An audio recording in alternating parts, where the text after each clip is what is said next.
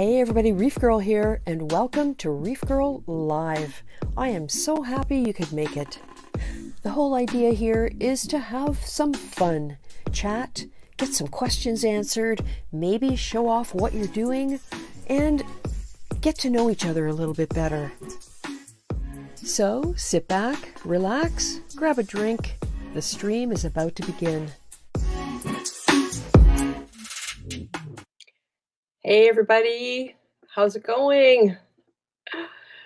We have lots of people already in the chat. This is awesome. And I also already have two guests here in the studio, which is also really awesome. It's December 28th after Christmas, so maybe we can have a little bit of show and tell. That would be great. So in the middle here, we have Kevin of K-Reef Aquarium Hobby. And Kevin made an extra special sacrifice to be here tonight. He had to set his alarm for the middle of the night to get up at 3 a.m. because that's what time it is in the Netherlands, and that's where Kevin's from. Some of you might know of Kevin or follow his channel, and if you don't, check it out. It's really interesting getting a European perspective on reefing. So welcome, Kevin, and thank you. Hi. No, it's fun to be here. Oh, good. And then we have Alex G. And Alex was with us on one of the very early streams and showed us some way cool stuff with his massive system. So I'm really glad, Alex, you're able to come back. And hopefully we have some stuff that we can show everybody that Santa brought us. Not as much as you'd think, but thanks again for having me on. Yeah, no problem. Well, I guess after a while, it reaches a point where it's pretty hard to find new things that we can use without having to choose them ourselves, right? Excellent. I'm going to say hi to everybody in the chat. Nat King Reef gets the honor of being first. He was in here at 6:49 p.m. So, hey, Nat, Gabe's Reef Tampa, David H. 1904, Tony Close, hey, Tony, the Salty Reef. And Kevin said hi a little earlier, K-Reef Aquarium Hobby, Straight Reefer, Jonas Down Oravicius, Will's Aquarium, Dell's Reef, David G, Carlos 23, T40 Reefer, Drama D, Abe Rosenkrantz. Holy smokes. This is wonderful. We've got lots of people right from the start. Oh, and there's Reef Keeper, Phil. Oh, hi, Phil. Oh, hey, Abe, I will send you an invitation as soon as I get a chance when one of these guys is showing us some stuff, and I will make sure I send you that invitation. Sorry about that. Oh, now we got Broke Reef Man 45 and Reefaholic. Awesome. So How many people? Yeah, right off the bat, we've already got 23 and we've been going for like 5 minutes. So that's excellent. So I'm not sure how we want to do this, but we have had a little bit of a tradition of asking what I've called the troll question when we have a new guest. And what the troll question is just a little icebreaker. It's nothing scary or it doesn't require knowledge or even being very awake. So, oh, look, there's Alex. He's ready. So we're going to ask the troll question. I'm going to get out the troll glasses. Okay, here we go.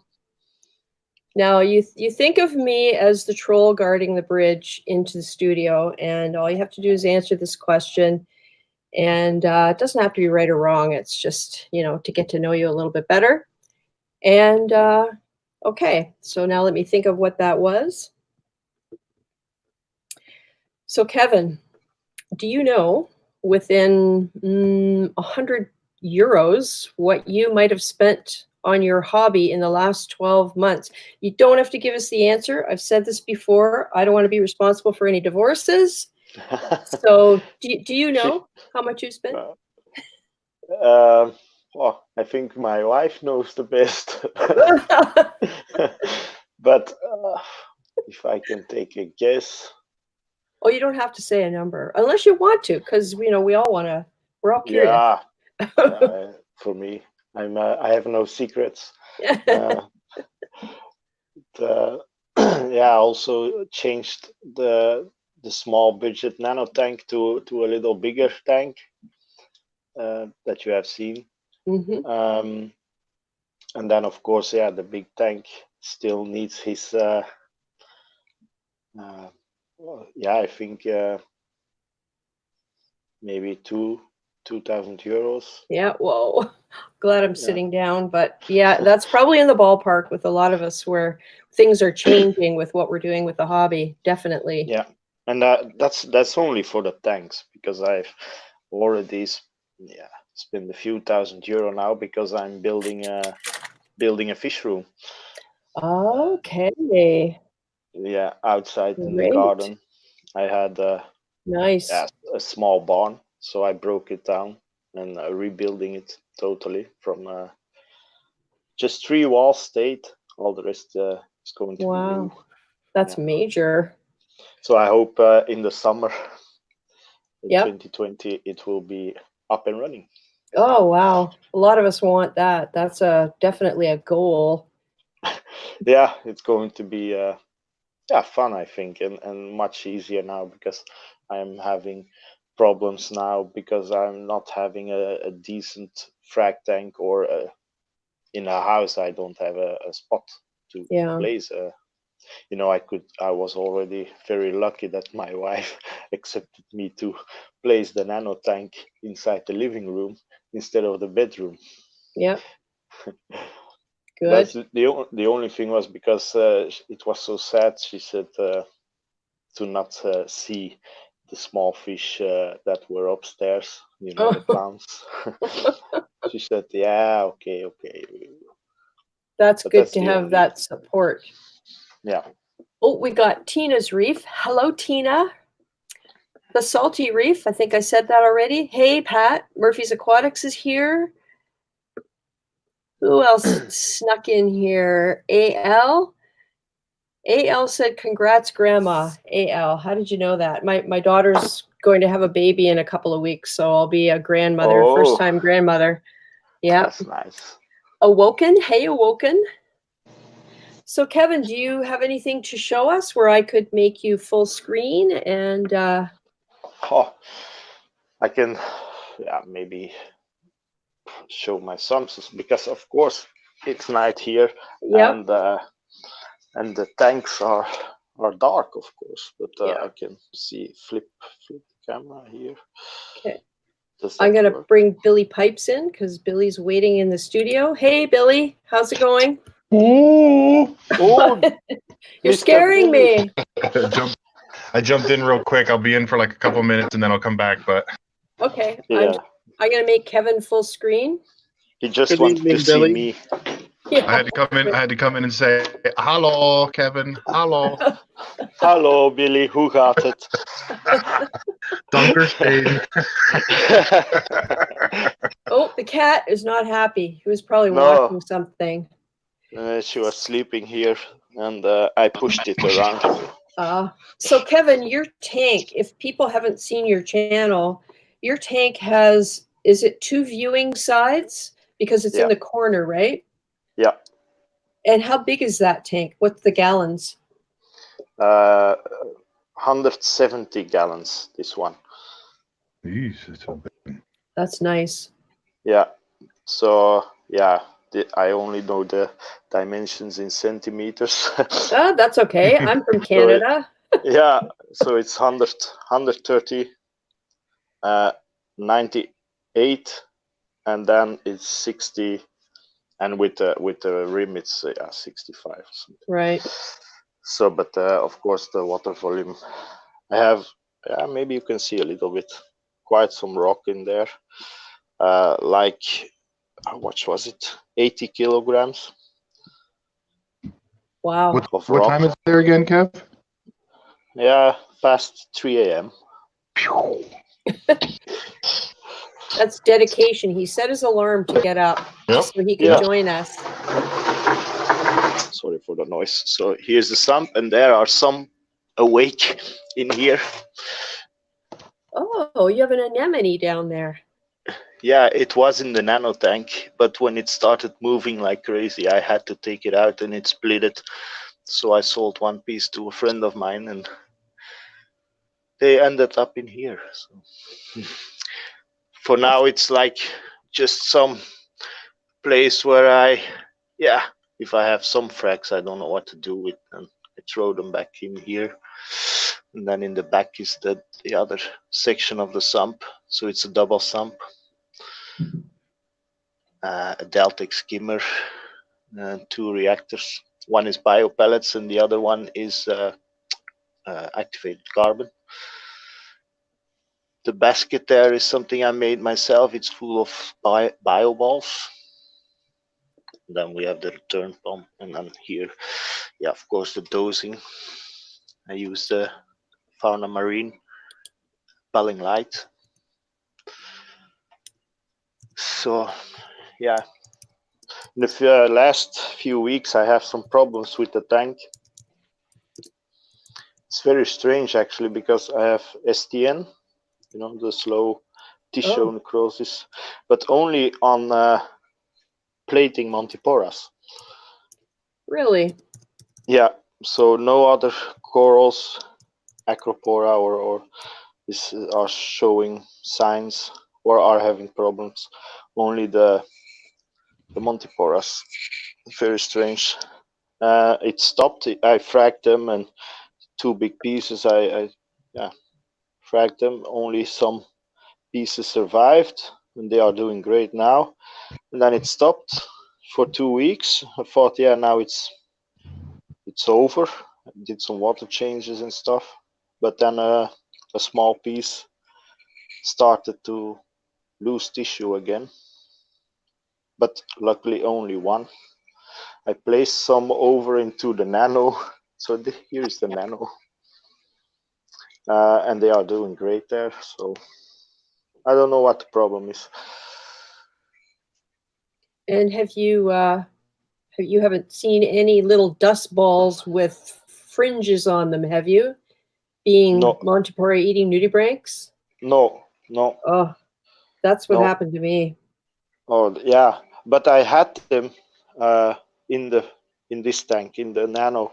I bought this nano from a friend of mine, and so the rock in it came from him, and there were no corals, only some that were left from breaking off, and there was a small Montipora digitata on top of this rock, a green one.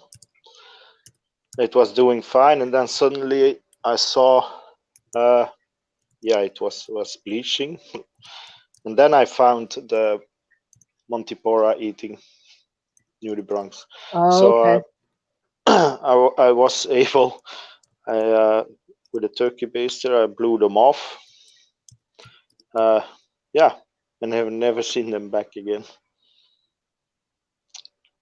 So, and nothing from this tank came into the big tank. So Okay. So you just blew them off with a turkey baster and that finished them? yeah, I Really? and a few came off. So, and I took the, because it's all this piece is one big rock. So I took the rock out, blew them off, took a good look, but I haven't seen anything since. And I have some frags here, all Montipora digitata, and they are growing good. Haven't seen them. So yeah, this is the first time the new Sump is here. I haven't had any time the last weeks to make videos, so this is the first time the Sump is on the camera. Oh. The new Sump. And is that like a custom thing you had made, or is what brands do they have that you can get access to? Oh, yeah, we have some. We can of course order everywhere we want, if they want to. You know, I have had people from the States that wanted to send me stuff, but this one is what's the name again? You can see somewhere. Need some light. Was it REEF? REEF and something. So I don't know actually the brand Reef acrylics, but we don't have much here. Mm, It's It's not that there are companies here building. Yeah, we have one company here in the Netherlands building custom stuff, but it's really expensive. Mm. And then we have REEF Designs, who builds acrylic, yeah, for frac tanks, all the inserts and stuff like right, that. But not much, the hobby is very small here. right. Just look at me, I'm not the only YouTuber from Holland or Belgium, but I'm actually the only one who also makes videos in Dutch. So that's how small it is, just one guy Wow. talking about reef tanks in Dutch. Oh, I hit the. So yeah, it's good and not good, because when I walk around on how you say that, a frag swap or a bigger convention, with my camera, Yep. they are looking like, oh, what the hell, what's he doing? People are not used to it here. But otherwise, the companies, they are, of course, yeah, really happy someone is doing this, Yep. and I get reaction from people also. Oh, finally, first time someone doing this in Dutch. Yep. So yeah, that was it. If you if you have some more questions about it, then... But it's sad, of course, now the time difference. I didn't want to take all the lights on now. No, Disturb I the don't blame fish. you.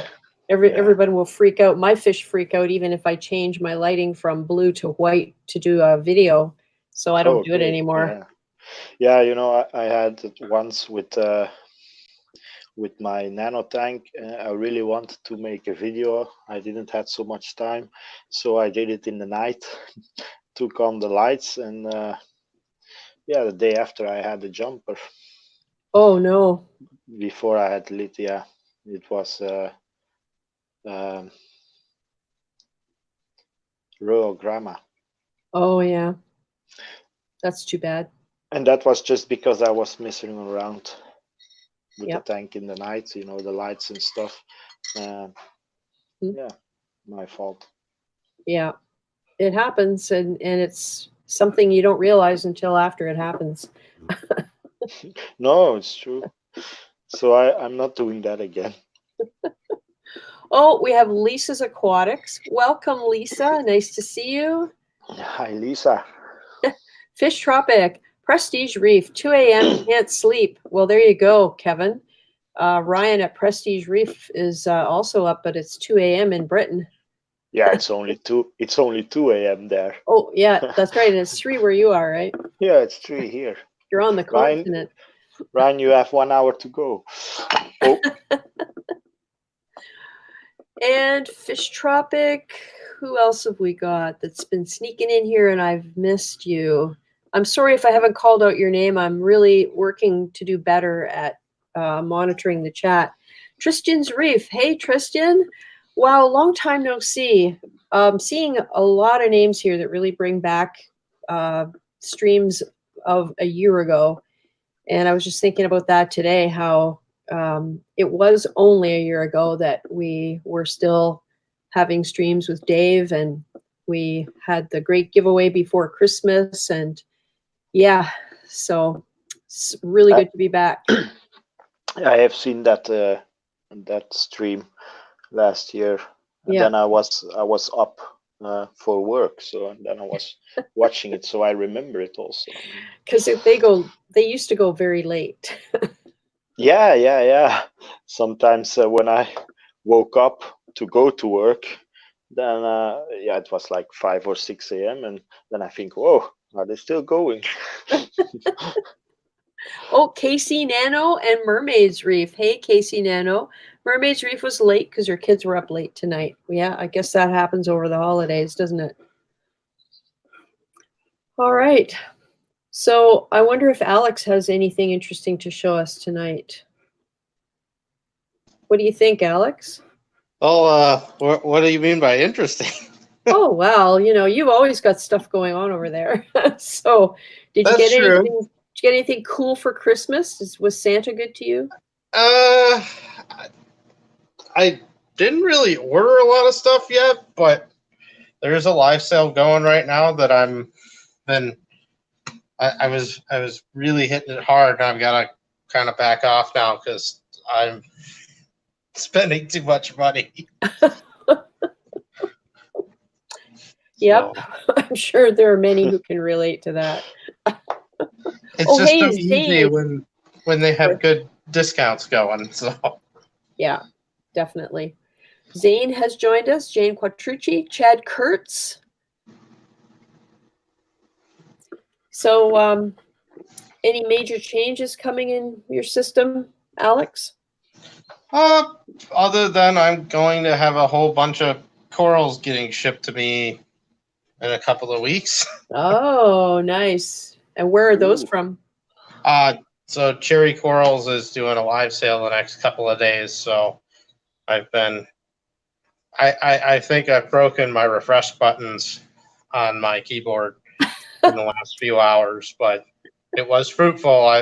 I'm trying to regain a lot of SPS frags that I lost during my last coral crash. So I personally, live sales for me are a good time to kind of recoup some things if there's not any local shows around. Right. Yep. Oh, Brandon Arms is here. Acropora. Hey, Acropora. Yeah, we're all reef nerds and proud of it, right? Oh, KC Nano. Thank you, KC Nano. Oh, Merry Christmas. That's wonderful. Mermaid's Reef says her kids are super hyper, and I'm sure that a lot of us in here can relate to that. Lots of sugar this time of year. It's kind of nice to be done with the holidays. Yeah. I forget, do you have any kids, Alex? No, I don't have any children, but my parents live in another state, so they were in town, and I'm the one that gets to cook Christmas dinner. So Okay. that stress is now gone. Yep. Yep. It is stressful. Definitely. And a lot of times when it gets to the holidays and when I know I got a lot going on, I tend to back off of doing any major changes to the aquarium, so it's just a little more stable. Yeah. So, like, I really want to add some more fish to the system, but I'm kind of going, maybe I should wait another week or two, and that way I could have my full attention on everything when I get them in. Yeah. Well, we'll maybe I can show you guys a couple things that I got that I'm super excited about. Where's the first one? Yeah, my Christmas presents are coming after the New Year, Oh, yeah. so I have to be patient. Are they being delivered? Yeah, yeah. It's it's nothing special. It's Jacob Wi-Fi doser that Oh, I'm going to try for the Nano because we can't keep it stable now with only doing water changes. So I need to start Right. dosing. So and then the belling method, and I had to order new pumps because I had 2 wave pumps that died on me Oh, yesterday. So yikes. Chimp the Reefer, hello. Drama D, I think I saw you a little earlier, Drama. Well, this is one thing I got that I'm which way is my camera? Super excited about. It's an inspection light. Nice. ooh, and it's an LED, super, super bright. And I'll try to play a short video. We'll see how it looks. It might be kind of grainy. But I was finally able to capture after hours video of polyp extension in much brighter light than I was able to do it before. So let me just see if this will play.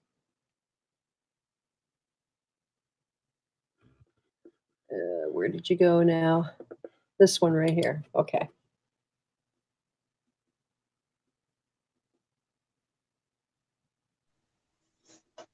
So are you shining the light from the top down? Yep. Yep. Straight down.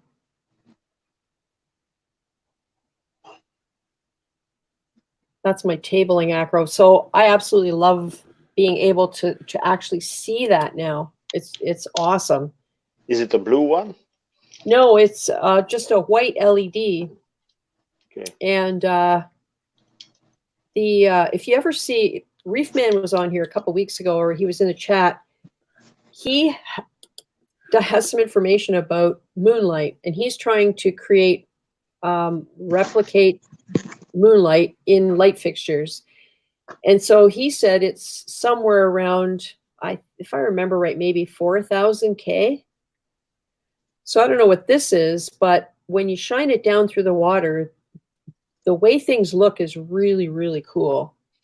Yeah. And of course, if you shine it from above, you know, you get the contrast and everything that you need to see the polyps. So I'm super excited about this because it's a much more intense light and allows me to inspect things much better than the other flashlight that I had. I got one that's similar. It's just a thing sitting right here. It's just a single. It takes some AAAs and it does red, Yeah. which I actually like a lot for night. And then it has the ultra white, which, yeah, that thing is great for inspections. Yeah. Yeah, I have a Aquamedic one. Oh, yeah. But I always have to bang it, you know. Yeah, because the batteries are loose inside. I hate that. That was my biggest complaint. It would go on and off, on and off. And then, yeah, you can, but for the rest, it works good. Nice. And one more exciting thing, and there's a question on the screen. Who would you consult for design and build out of a fish room, reef room?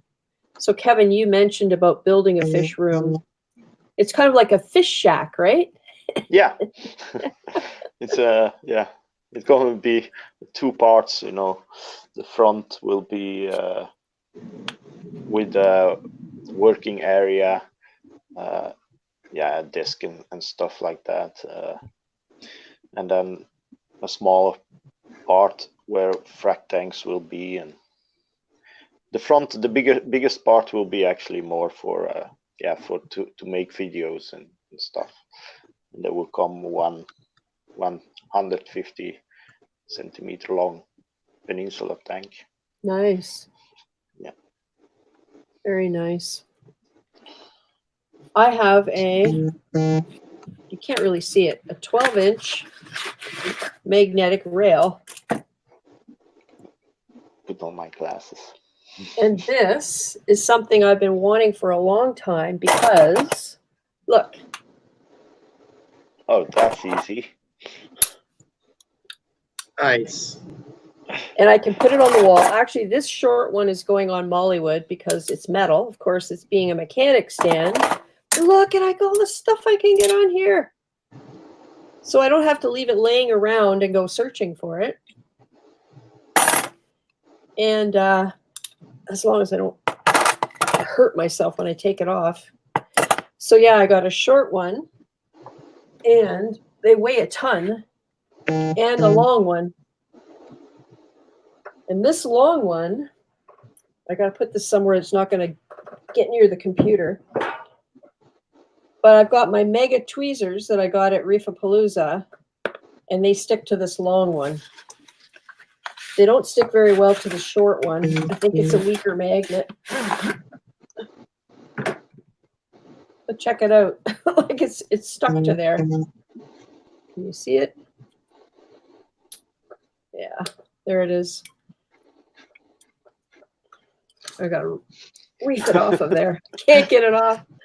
So yeah, I'm happy about that because those things are something I've been asking about, complaining about, I guess, for quite a while. So I'm happy. It's kind of reef related. Yeah. Organization's a big thing, and sometimes I lack that in my junk tables, as I'd refer to them, because that's generally what they become. Nothing's organized. Yeah. It's always nice that it's easy to find stuff.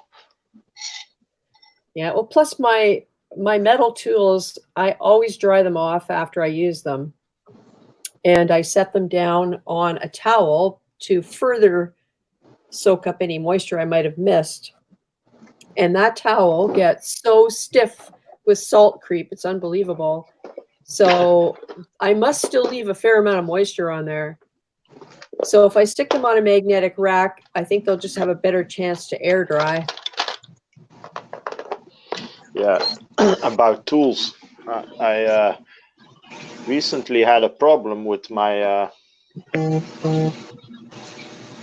the spring broke when I was clipping Oh, a Acropora. right. Yeah. So when I took it out the tank, there was a piece on this side. So I thought, oh, it's only the spring broke off from one side. So I didn't search if a piece came into the tank, you know. Oh. So, but then, like 2 or 3 weeks later, I was doing also some maintenance and on the sand bed, and then I found just one small ring from the spring that's in here in the sand bed. So I was happy that I found it. It was already rusting. So stupid stuff. It's never good when it wasn't so cheap actually, and I used it once. Crack. Oh my God. Once. First time I used it.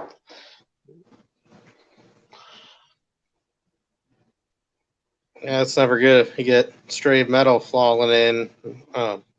No. One of the things I used to do when that happened would be to take like a magnet cleaner and put it inside like a plastic baggie and then run it over the sand. Yeah. See if you get any other stray pieces that come up, because one of the things that used to happen a lot in cichlid tanks I used to keep, and every now and then in maintenance we would we'd have those glass thermometers that had a bunch of metal shot that kind of made them weight down, and they inevitably got broke all the time. That used to be a good way to get the metal off without getting it stuck to the magnet itself. It'd be in a little baggie. You could just pull it off and throw it away. Smart. Yep. There's a question from Anna Marie Dunn about bubble algae. And I've used hydrogen peroxide very successfully to get rid of bubble algae. And the best way to do it is out of the tank if you can remove the rock or whatever it's on. Right now I have a frag of digitata that the rubble rock that it's on is covered with bubble algae. It's in Mollywood. So I plan to take that out and just dip it into straight hydrogen peroxide, the entire rock, but not the coral. So the coral's above the level where the algae is. So I'm just going to rest it in hydrogen peroxide, swirl it around, take it straight out, and put it right into back into the tank. And I know for a fact that the bubble algae will be completely gone from that rock within about 48 to 72 hours. It just melts away and disappears. I've done it a few times with a few frags. If you have it in places on your rocks, Ziggy, my fox face, he actually did a fantastic job on the bubble algae, and he still picks at it. And I have hardly any in the big tank anymore, where I used to have huge areas covered with it.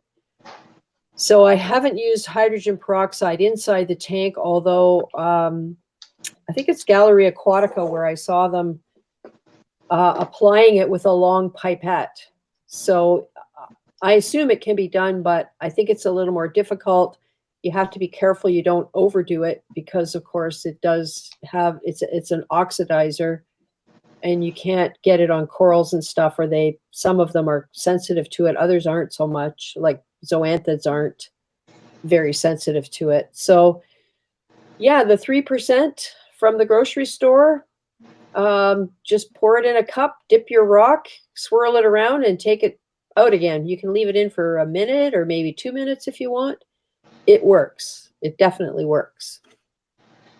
Fox faces, they are great for the bubble algae. Yeah. Mine doing a great job also. That's the reason why I bought the fish. I always try to buy fish for a reason, so they do some job.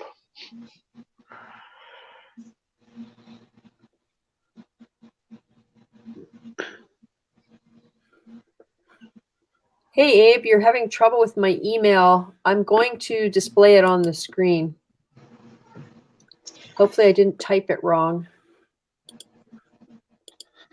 There. I'm gonna feed my big fishies, so I'm just gonna set the phone down here. So Okay. kind of just looking at the tank while I go back. All right, we'll make you big screen so we can. Oh, you can see what's going on. Let's see if I can set this up where it wasn't. Okay. Jeffrey Hammer's asking whether LPS are peroxide safe. I don't think I would want to get peroxide directly on the polyps of an LPS coral, but I did spray hydrogen peroxide on Lucy the bubble coral that was in my short night before Reefapalooza video. And I tried as much as I could to avoid the actual area of the polyps. Excuse me. And it's come back just fine. It looks really good. So even if I got a little bit on, it didn't kill it. But having said that, I would tend to try and avoid it with LPS corals.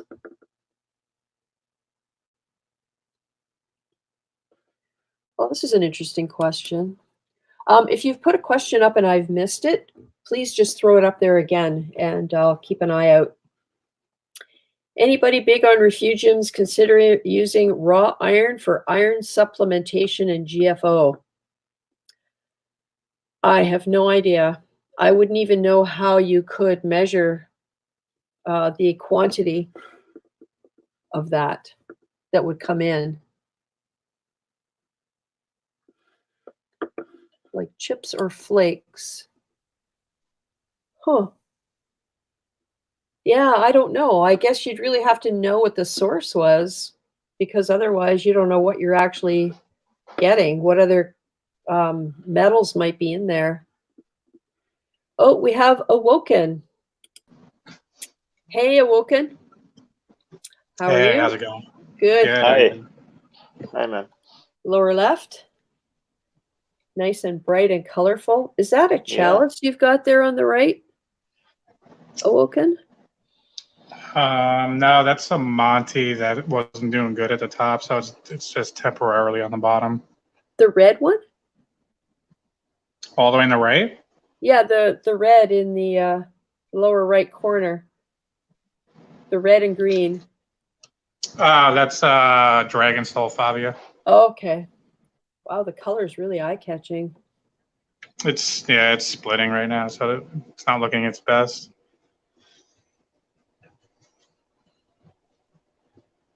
Oh, Abe, it doesn't matter. It's not case sensitive, as far as I know.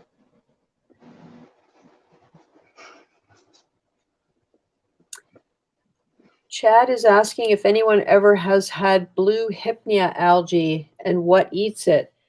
The only thing I've heard about blue hypnea is it's used to be a lot more common than it is. It's rather hard to get and is considered somewhat desirable. But I guess it's like anything else. roses are weeds if they're growing where you don't want them. So it's the kind of thing where if it's all over the place, I don't know. Anybody know if anything eats blue hypnea algae? It's a type of macroalgae. Maybe Alex might know. He's got a lot of different macroalgae going on.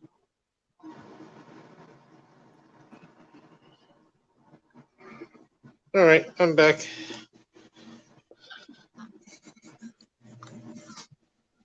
Do you know anything about blue hypnea algae, Alex? Yes, I've kept it before. As far as like where to get it or just general care? Chad Kurtz is asking what eats it. Oh, what eats it? Some of those algae in that category can be a little bit more difficult to find something that likes the taste. If you're having difficulties with something not being eaten, best bet would be a sea urchin. They might knock a few things around, but they typically don't get picky about anything they eat. A rabbit fish or a foxface might also take a taste.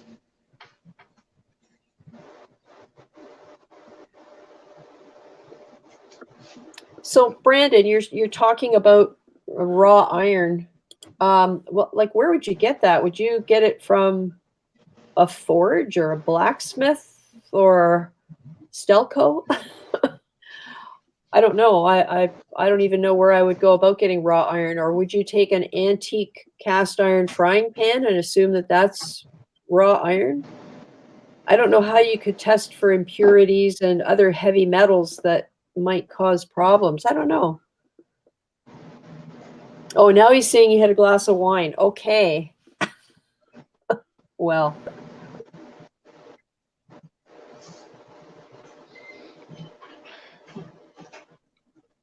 Any other questions here? So what are we feeding tonight, Alex? Well, I just got done with the reef tank and just this general feeding, and the big guys got fed in the big tank. And my girl here, she smells the food in the water. She's ready for her feeding. So I'm gonna get a little piece of shrimp on a stick for her, and yep, I can see her tonight. She's right up front there. That is her, right in the middle, right? Yeah, there she is. Yep, that's the mantis. Wow. Miss Stabby Stabby. She's bright. Really bright. She is, but you'd be surprised, in a tank full of green, especially if she gets into that algae, she could actually be a little difficult to pick out. Okay. For me, she looks yellow, yes? Yep, she's bright yellow. Okay, so it's not because of the light, yeah.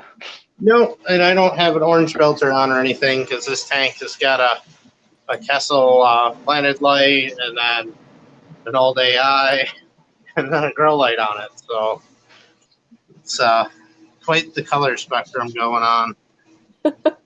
Yeah. So Chad says he's going to try an urchin. Hey, Richmond Reefer.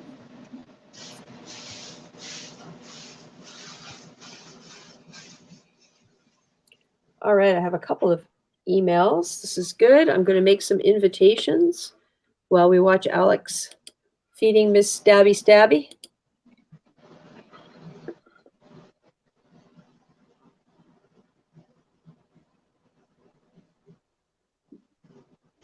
All right, let's see. I think we'll go from this angle today.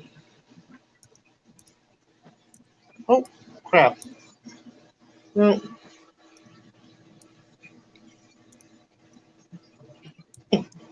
Not exactly the way I wanted her to eat it, but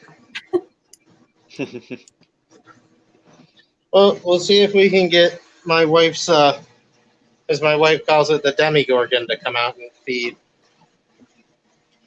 Yeah, I remember that thing from last time. That was crazy big. Snap up. A little bit bigger piece of shrimp.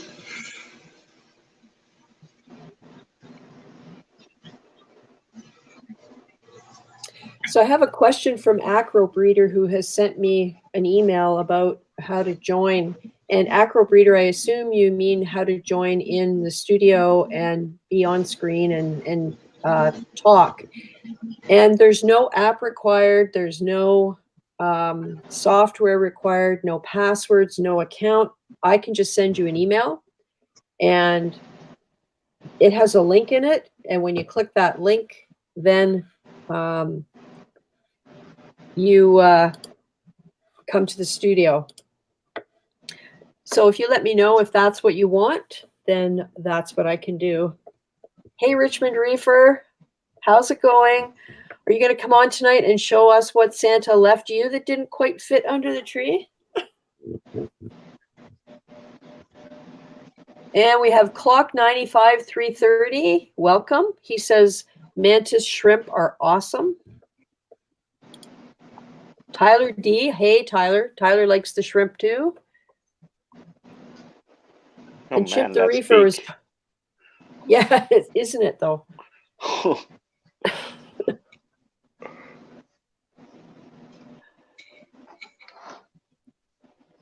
Kraken. Oh no, it's coming out. Do you ever worry that they might get out of the tank, Alex? I mean, you mentioned a couple weeks ago that the shrimp, you kind of reluctant to put your face over top in case she decides to jump. So it wasn't so much a jump as that her vision's so good that, like, the feeding stick here, she knows what the black tip of the feeding stick looks like, and she'll spot it outside the tank. Oh. So they have a very narrow field of vision, but it's trinocular vision, so they could see far better than we can. So I'd just be worried more about a charge to try and get something. And I posted a few videos before where she could work up a lot of speed before she nails something.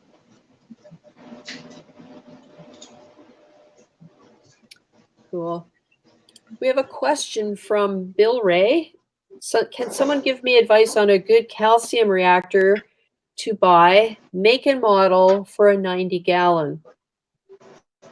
There's Alex's calcium reactor. I would say I've been very happy with my Geo. Their website goes on size for tank, and I would say if you're going to get one that's a little bit bigger than what you need for your tank, especially if you're planning to go SPS. And I would highly recommend a secondary chamber and peristaltic pump to run it. Right. And a good regulator.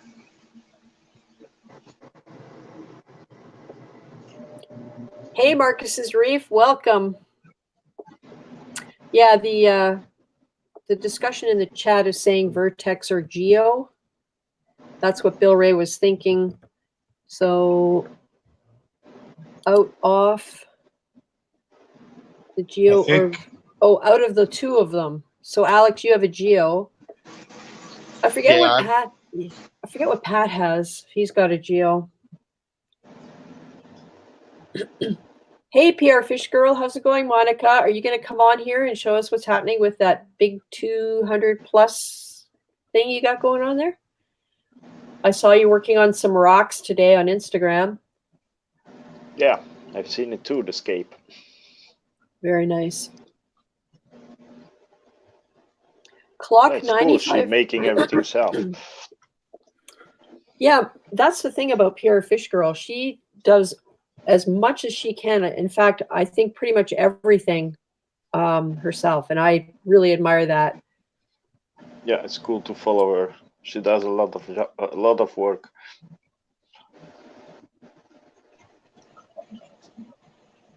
Clock 95 330 is going to start up a 10-gallon nano this weekend. Just got everything in the mail. Oh, that's the exciting part of a tank, is a new build. It's right at the beginning when everything's still clean.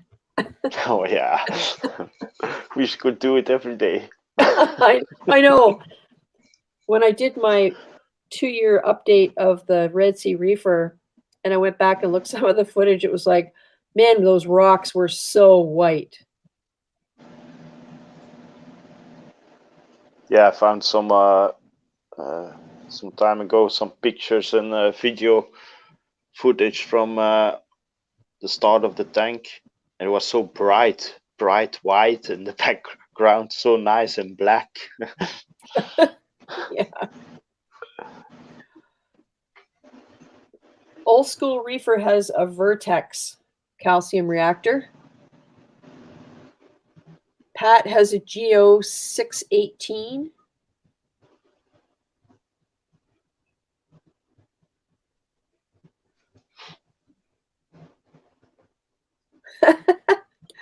Nat King Reef, wow, dedicated. For the past 3 live streams, he's tuning in while he's out at a party. I don't know, those must not be the greatest parties you go to.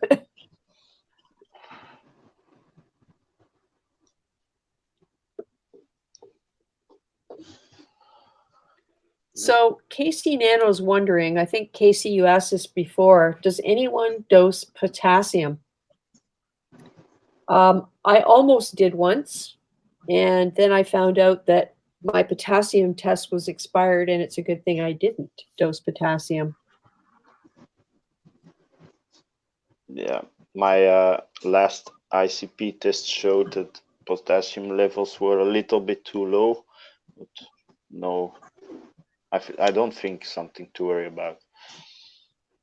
Yeah, I always understood. It was not that low. So. Yeah. Well, I always understood it wasn't really a range like other parameters. It was like 400. It's got to be 400. But it's worse if it goes higher than if it goes lower. So I don't know. See if I can find them. Yeah, here it is. Wait, let's see. Potassium. Reef Keeper says he has the Vertex and loves it and bought it because it was on sale. He would have bought the Geo. Both are great.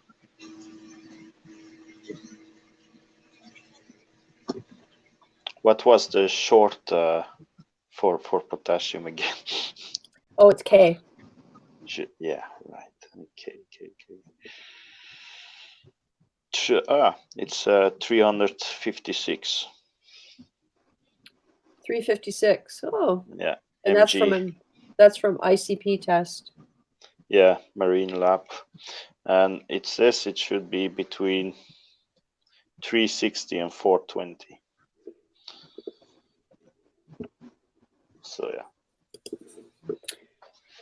Well, that's interesting about it being a range, but I'm talking probably 4 years ago when I was going through all of that stuff. So I haven't really worried too much about it since then. I was dosing it for a while. I was dosing potassium and strontium for a while after doing testing, but those tests are less than fun. Yeah. They take a long time. They're not 100% accurate. At the time, I still wasn't doing like water changes on a regular basis. So now that I've stepped those up to monthly, I just kind of abandoned all those other elements. Right. Well, Phil, Reef Keeper, says he doses potassium weekly, 40 mils in the 525 XL, which, if I'm correct, is around 100 and I want to say 150, 140 total gallons, total water volume, 20 mils in 58 gallons.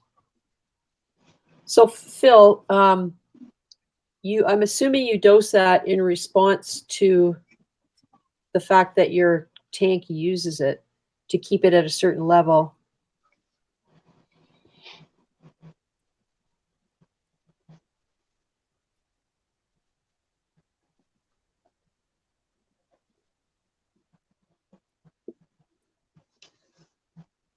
Droma D had I a think vertex. potassium.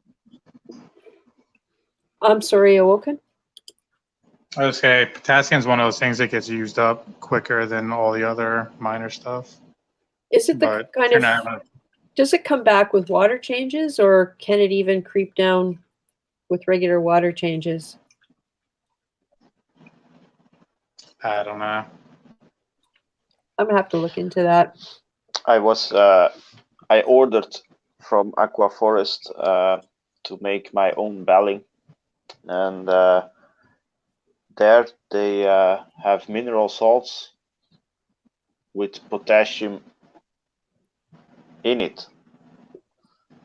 So I'm curious. They have to somehow measure, how much you have to dose, because you actually need to put it into the magnesium. So if you dose the magnesium, you also dose potassium. So I'm curious how that's going to work.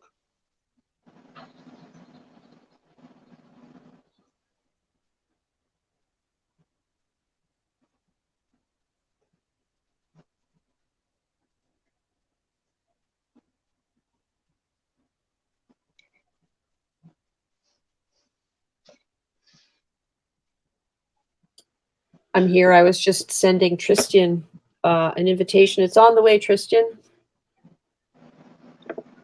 So in the chat, there's a lot of discussion about reactors, so that's good. So hopefully, and I don't even remember who it was who originally asked about it, but hopefully this discussion will help a little bit.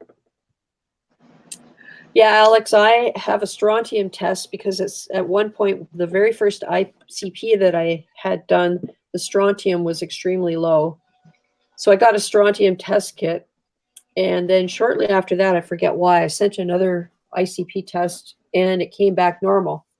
So who knows, right? So I think my strontium test kit is probably expired by now.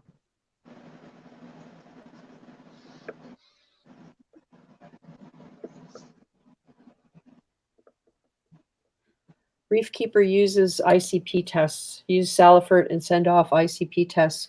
You know, another test that is apparently at the hobbyist level is not accurate is iodine. And back when I was just learning about all these different elements 5 or 6 or 7 years ago, when I was testing for iodine, it always showed 0. And then I found out that it's because the tests that we can use as hobbyists aren't sensitive enough to actually do accurate measurements. So after that, I stopped worrying about it, and I put a single drop of Lugol's in each of my tanks every Friday morning. And I do water changes, so hopefully that takes care of it. Hey, holla at you, Reef Boy. Happy Saturday to you, too. Hey, Monica, I will put the email up for the invitation, and all you need to do is send me an email to that address, and I will send you out a link. What are we looking at now on the screen here? Sorry, just cleaning my top-down viewer since the thing disgusting. Well, here we have Tristan's Reef. Hey, Tristan. Hey, what's going on, everyone? How are you? Is the experience better in landscape, or is it okay like the way I have it right now? I think it depends what you'd like to show us. If you want to show us a tank, it might be better in landscape. All right. But if you're going to just show us the whole room, it, could be fine. Yeah, I guess so. Let me see what's going on here. What can I see what I'm looking at? There we go. So I guess you guys are the first folks to see Project Moby live. Ooh, Nice. So obviously I'm gonna have a video coming out probably Monday or so. But let me see if I can get this started here.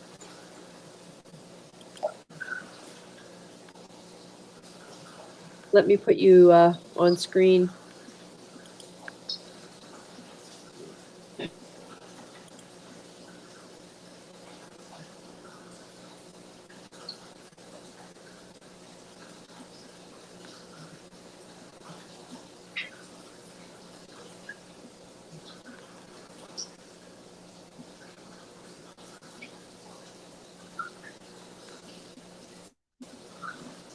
All right. So we're coming down into the nighttime, but this is Project Moby. It's a one of our newest areas, and part of the video is that our company TRSC started because of reefers like you guys, and pretty much all of you guys are what made us really start the company to begin with. So one of the cool things that we're doing for next year is for all of my subscribers, anyone with a YouTube channel, we're doing a giant 10-foot by 10-foot banner, and our logo is going to be at the top like this, but right at the bottom is going to say our community. And there's going to be a special link on our website for you guys to send in your logo, and your logo will appear on that banner for all of 2020. So pretty much every trade show that we go to, every frag swap that we go to, the community that participated and are responsible for helping us get to where we are today is going to be there as a thank you to all of you folks that are doing some pretty cool stuff and helping to support us. So this is a shipping location here, where we keep a lot of our cooler items, our SPS, some really nice bubble tips. This is our tank that we play around with. This is going to be a completely bubble tip anemone display. There's about 10 bubble tips in here. We have about 20 more to go in. Everything from Black Widows to Black Widow there. The lights were off a few seconds ago, so everybody's all closed up. But we have about 6 Colorado sunbursts that are going in here, probably in the next couple of days. Probably have them in there before the video launches. But here are some of our items now that we've moved over to the new location. You guys are some of the first ones getting to see what this is like. Let me shut off some flow. Let me see if I can get down close to some of the cool things that are going to be for sale soon on the site, and also show you guys some of the SPS that have started to make their way back to me to go into my display. So these are some of my colonies that we took out, fragged up. They've been growing in the shop for a while, and now they're going to be making their way. Hopefully you guys can kind of see this. This lens is not the best in the world. I ordered that Orphic lens based on your recommendation, Reefgrrl, so that should be here in a couple of days after the holidays. Nice. I still love them. So easy to keep them clean. So this is how we shoot photos for the site. So we stage all the corals here, and then one by one we'll shoot each and every coral. Because we guys are 100% what you see is what you get. So we want to make sure if there's 3 polyps of purple monsters, you're going to get 3 polyps, and you're going to know the exact frag you're going to get. Here's some of our grow-out colonies, some of our limited editions. These haven't come out yet on the website. They will soon. See, we've been growing this out in a puck for a while.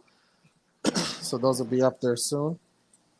The easy part about running this place is It's simple. It's just standard reefing principles: sump, skimmer, live rock, and a refugium. So here's some of our sticks. These are all fragged up, encrusted. Those are waiting to go on the site. A couple more cool things. Some pink tips. Some of those fancy torches that everyone seems to go crazy over. I don't know why they're just torches, but apparently they're gold or holy grail or unicorn farts or something like that, whatever you want to call them. But so lots of boxes for shipping. Frag plugs for days. Anybody need frag plugs? So this is kind of what our shipping area looks like. We pack and ship, stage, everything that's on the site comes here. And then when the orders go out, it's easy for me to just pack them up, get them shipped out. So hopefully for 2020, we can keep all of our shipping pretty low, same way we've been doing it for a long time. But yeah, this is Project Moby. You'll finally have my own real life fish room that I can play and tinker and do a whole bunch of cool stuff in. I can't see questions, so if anyone has questions, I can't see them. So hopefully, Okay. We Looks do have great. We do have a question about whether you're going to the Lansing swap. Jonas down at Revicious is asking. I would have to check with my partner to see if we're on the schedule for that. So one of the most interesting things about going to the swaps and stuff like that is that there's a lot of vendors that go to them on a regular basis. So a lot of the times you're waiting to get a spot. You're waiting to get a spot to get in to the actual swap itself.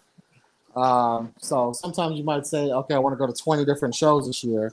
But if there isn't a spot available, and usually it's whoever went last year gets first dibs at the new spots. So you kind of have to work your way up the chain unless it's a brand new show. But I think we're on track for about 8 or 9 shows this year. But definitely stay tuned. We'll make an announcement on our website about which show we're going to be at. And of course, we want to give everyone at the shows, and if you can't make it to a show, we want to give you guys the same opportunity to shop with us. So whatever prices we run at the show, we mirror those on the website. So even if you're not at a show, you can still shop and take advantage. But those prices usually only last for the weekend. Oh, I wish I could come, but it's a little bit far. Well, I'm down in North Carolina. The furthest we've ever shipped was Alaska. Okay. Took 2.5 days to get there. Oh, yeah. I don't know how long it would take to Europe. I don't know. We'd probably have to worry about a whole lot more than just the shipping. Yeah. But I'm coming to New York next year to Reefapalooza. You are? Yes, Oh, I am. okay. And Joe Waiulo, he invited me to the Long Island Aquarium to go behind the scenes. Nice. Yeah, so I'm going to do that also. I Beauty. met him here in the Netherlands during the Marine Convention. So that's Where's going to be Charlotte, fun. Richmond Reefer? Jonas is wondering if there's any more gossip on the Indo ban. All right, so that's an easy one. So if you guys are hearing about CITES and health certificates and all of this other cool stuff, Indo is not opening up anytime soon, right? It's gonna open up eventually, but we're not looking at anytime soon. And the reason is because the first time it got shut down is because there was a shift in power, and people, the leaders, the people who actually control things, moved out. A new lady came in. She had a lot of rules and regulations on deck, and before she can get through all of that, she stepped down and someone else took her place, right? So that was Susie. She stepped down, but she's still heavily involved, and a lot of the things that she started are going to continue. Now, the new guys that stepped in, he's very amendable to opening up trade routes, and half of the time it's going to be things like mariculture corals. It's going to be stuff that like they can grow. They're going to be severely limited on what you can take from the wild and what you can have in your tank. But if you're interested in Indo, that you probably know that already. That was for everyone else who doesn't know. The thing to consider about Indo is that I don't care who is telling you, unless they are a store, unless they have a business license, unless they have CITES certificates, unless they can get a landing slip, unless they can get a bill of lading from one of these exporters from one of these countries, Indo's not open. All right. This talk of Malaysia corals and stuff, I mean, the difference between Australia and Indo it's just ocean, So depending on how far these collectors want to go, they can still get Indo. I mean, whatever you can get it from Indo. The thing about it is that the concentration of what you'll be able to get is not as much as obviously being native to those waters around those areas, right? So you figure you got to get real close to Indo waters, but still be in international waters to harvest. And if you're kind of, over the line, you're not going to get anything to harvest out there. So Malaysia torches, those are Malaysia torches. They're the same thing. They're Indo. So those are soulstone torches back there. That's a hellfire right in the middle. They're the same thing. So it's nothing super special. So don't get taken in by all of these crazy claims of Indo opening up. And then you have to consider something. It would cost, okay, so let's say, for example, our store can buy an Aussie gold for $10 a head. There are other countries that buy an Aussie gold torch for $50 a head. So in order for an exporter to lose money potentially on selling America an Aussie gold for $10, they put hard limits. They're like, all right, for every $500 that you spend, you can order one or two. All right.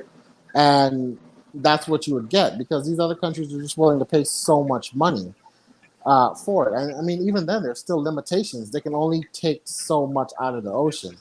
And it's the law of supply and demand. All right.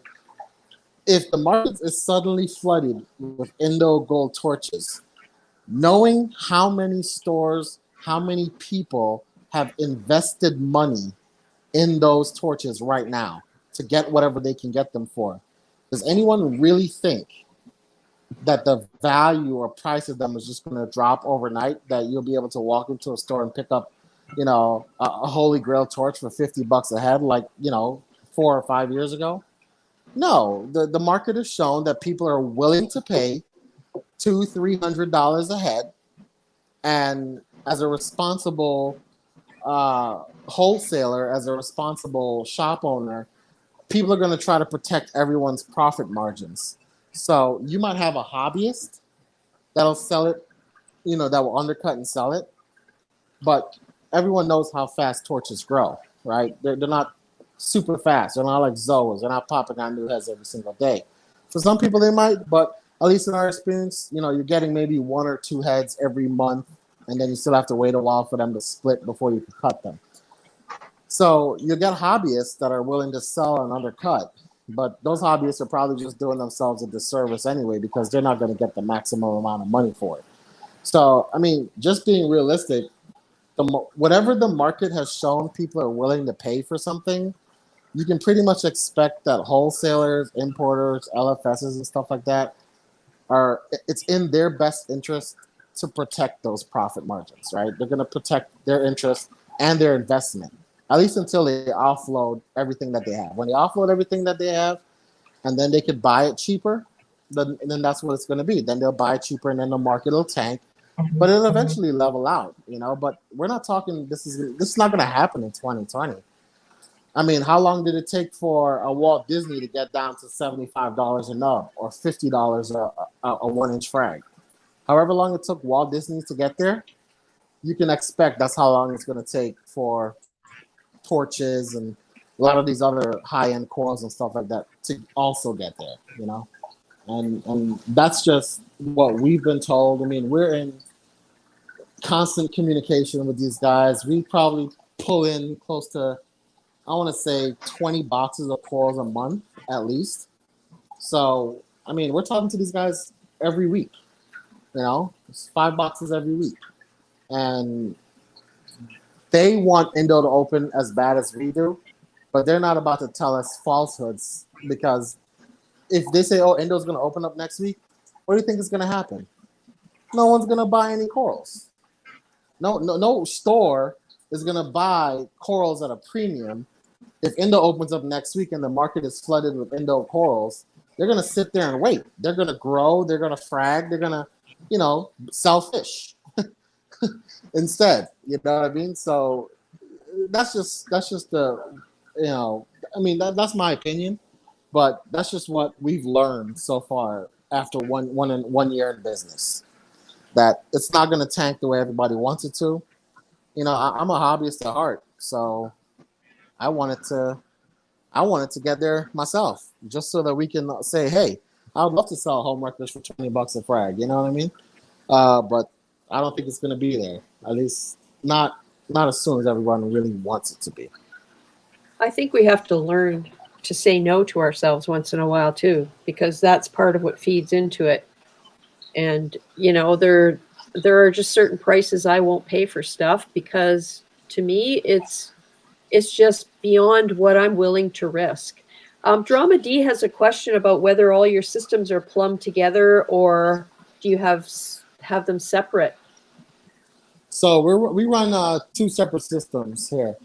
So the only corals that get to go into these systems have been quarantined, right? So these corals here, no, it's so, you know, getting a coral in from the wild is so dangerous for us that we don't even want our quarantine systems to be in the same room. Everything in here is color coded. So for example, like the only turkey basers in this room are black. If a red turkey baser ever gets into this room, like someone's catching hell, right? So black turkey basers are good for the fish room. Red turkey basers are bad. Yellow and orange towels, good for the room. Red and green towels, bad for the room. So basically, the only thing that gets to come in here are quarantine corals. So for that reason, we felt comfortable networking all of these tanks here into one, right? So, but we do have an ability to shut off an entire half of the room and a half of the room like that. Or we can isolate one tank from every other tank in the room to drain, empty it, or mitigate a disease, catch a fish, you know, do a deep clean or whatever. So, so we can isolate every single tank, but for all intents and purposes, in terms of filtration, they're all connected. Interesting. Heating and cooling is handled by a mini split. Sorry. No, I was going to say interesting, because it never would have occurred to me that you would go to those lengths for coral. I mean, I know fish, but coral, I'm learning more and more recently about the pests that can come in on wild coral, and I generally don't buy wild stuff at all anymore. But on a retail level, it makes total sense. You'd have to be super, super, super careful about it. Oh yeah. Oh yeah. I mean, we've learned a lot. I mean, we've had instances where, you know, so these are 6-8 tanks in this room. At our farm, we have close to 16 tanks that are like this, right?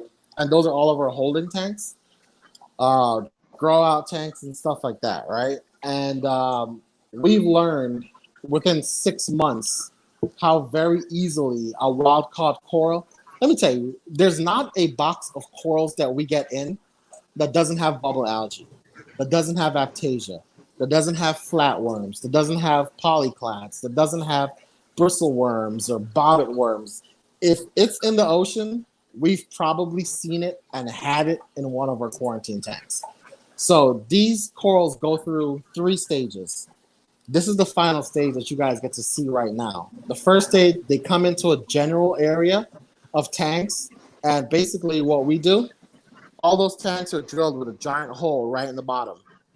A new shipment will come in, they'll go into those tanks. We'll watch them, we'll dip them, we'll be watching him and dipping him and watching him and dipping him. And then when they finish out of that tank, they go into another tank. And that's an observation tank. These 2 tanks are completely separate, in that sense. They're in an observation tank. And once they're in an observation tank for at least a month, then they go into a grow out tank. Now, the grow out tank is what we do for corals that are SPS.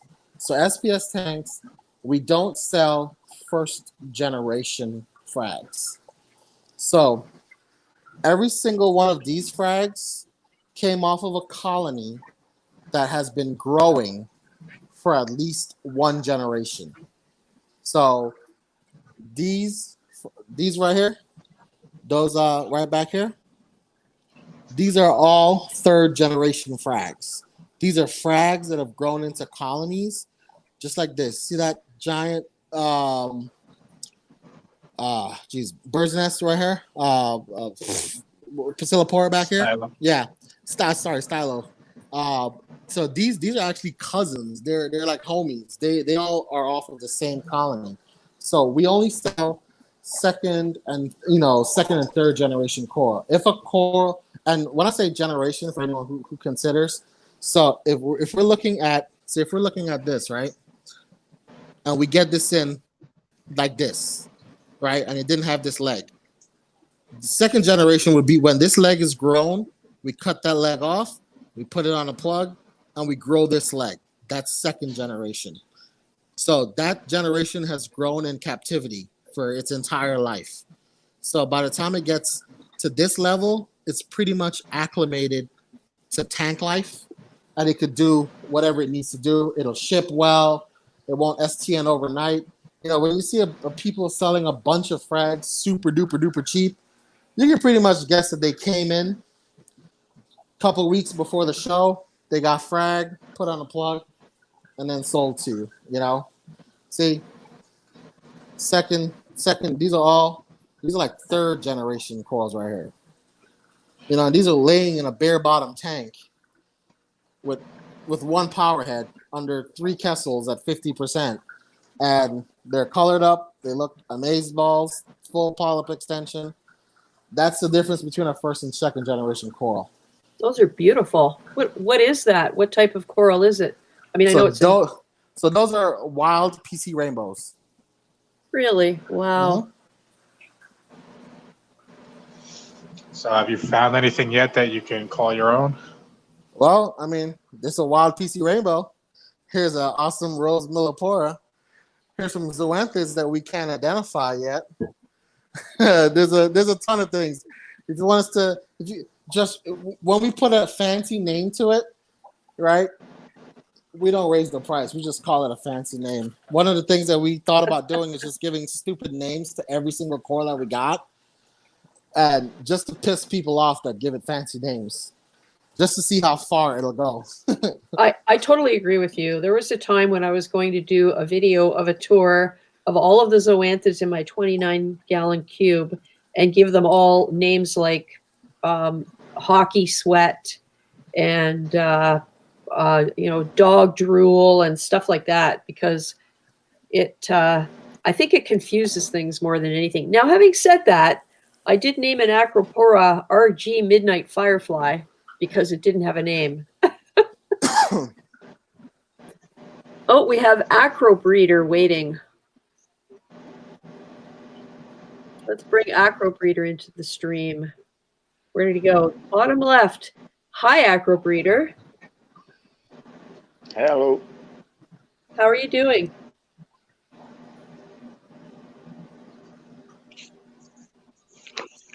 I see a tank.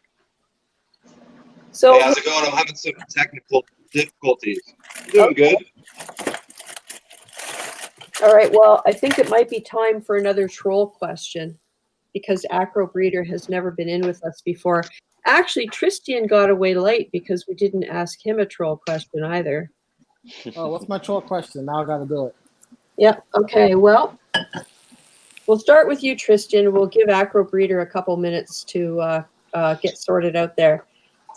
Okay, so I'm the troll guarding the bridge to the studio, and we have a question. It's not meant to be hard or anything, just, you know, an icebreaker. So, Tristan, think of what is a fish that you really, really, really, really want that you know you'll never be able to have? A flame angel. Oh, really? Wow. And why is that? Because they're not reef safe?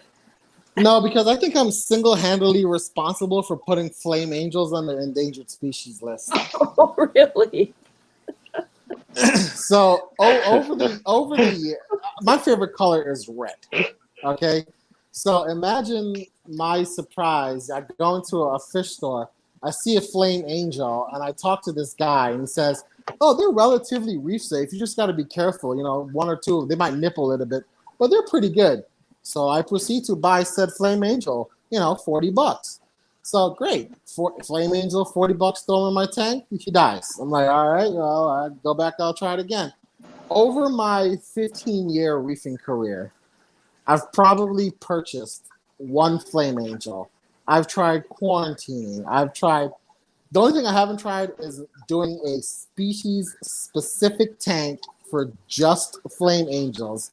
But I just can't seem to get them to live and be happy and healthy. I think I've succeeded one time partially, and that was really because it started eating corals. And I'm like, well, I got to pull you out. And then I put it in my sump, reluctant to sell this fish for months and feeling terrible every time I go to my sump because he's in there looking at me like, bro, like you bought me and now you got me in this 18 by 18 refugium. And I finally sold him to a good buddy of mine with a fish-only system, and he's still alive to this day. So, but as for having a flame angel in my reef, I don't think I will ever be able to keep one. So I just said, you know what, screw it. I'm gonna leave them alone, and I'll just admire them from afar and everyone else's tank that's been successful in keeping them. And while you're describing all of your trials and tribulations, Alex G is showing off in the upper right corner with his flame angel swimming around. If you look at the replay, you can enjoy it. Sorry, I could not help it.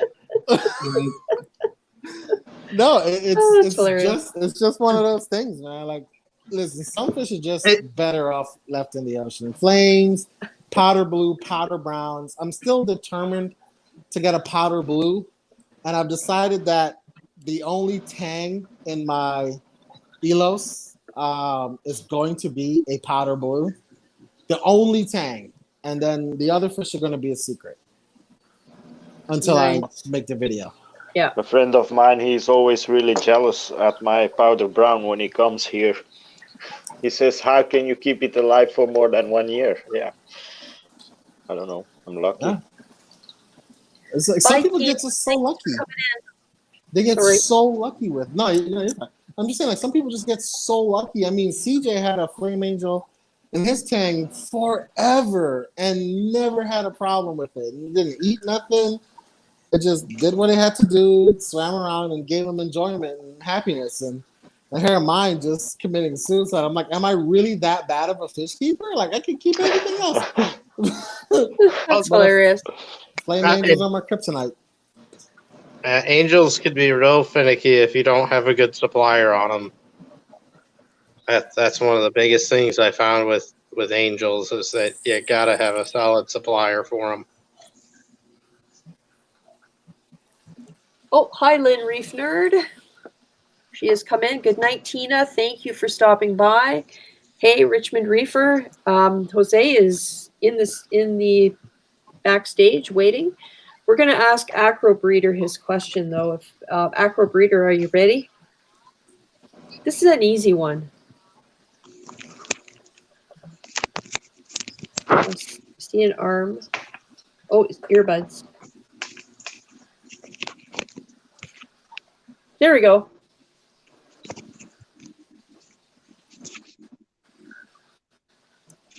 Looks nice. Hello, can you hear us? Yeah, sorry about that. That's okay. So your troll question is, in one sentence, describe your first reef tank. I'm taking the damn glasses off because I can't see a thing. There we go. One sentence.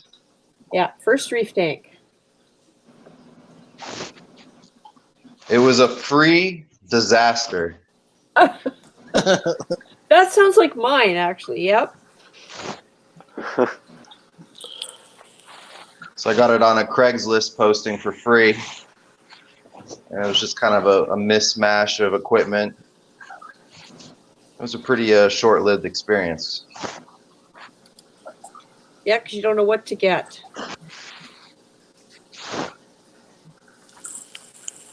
I just realized we have 6 people in here, and we've got Jose waiting. So any volunteers to step out for a moment? I can keep you. Yeah. I was going to say I've been on my soapbox for a while, so I'll jump out. But thanks for having me on, Reefgrrl. I really appreciate it. Hey, Tristan. I love these streams. Yeah, it's always a pleasure to hear from you because we learn a lot from what's going on from a totally different perspective. So thank you for spending the time. I appreciate that. Anytime. See you guys in the chat. Yep. See you later. Later, Tristan. Bye, man. All right. Here comes Jose, Richmond Reefer. Hey, how's it going? Oh, can't hear you. You got yourself muted. Oh. There we go. That works. Awesome. Yeah, it works when you turn the mic on. Yeah.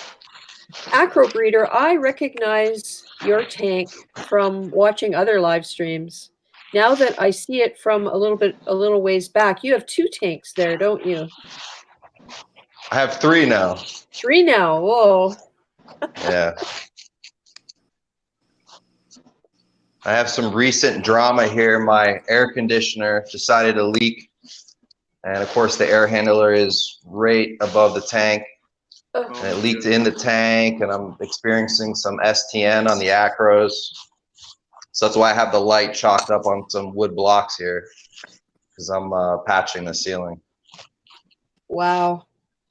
And so where you live, your AC is right above, like, what part of the country are you in? I'm in Florida. Yeah, I was just thinking that's you don't have basements there, really, do you? No, we don't have crawl spaces or basements.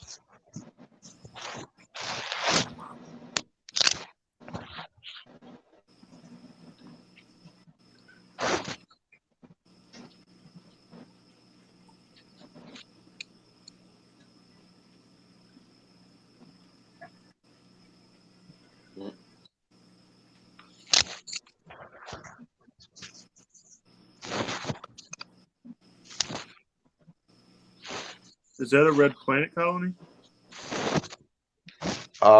It's a red table. I also have a red planet colony in another tank, but they do look almost identical, except this one doesn't seem to branch out as much. It just seems to table out. Mm-hmm.